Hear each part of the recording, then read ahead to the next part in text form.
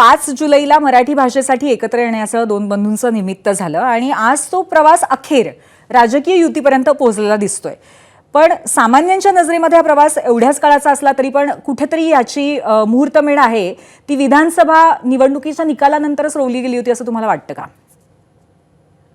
मला असं वाटत नाही. खरं तर मराठीच्या मुद्द्यावर म्हणजे हिंदी सक्तीचं जे महाराष्ट्र सरकारने निर्णय घेतला आणि त्या निर्णयानंतर जे आंदोलन उभं राहिलं त्यामुळं मराठी एकजुटीची एक शक्यता निर्माण झाली आणि तिथूनच खरी ठाकरे बंधूंच्या ह्या युतीची सुरुवात झाली असं मला वाटतं.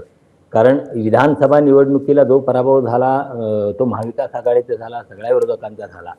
पण त्यावेळी काही दोन्ही ठाकरे बंधू एकत्र येण्याच्या दृष्टीनं काही गोष्टी घडल्या होत्या असं मला वाटत नाही. आपल्या सगळ्यांना माहिती आहे की महेश मांजरेकरांनी राज ठाकरेंची जी मुलाखत घेतली होती आणि राज ठाकरेंनी तिथं महाराष्ट्रापेक्षा कोणतेही मतभेद मोठे नाहीत वगैरे अशा आशयाचं विधान केलं होतं.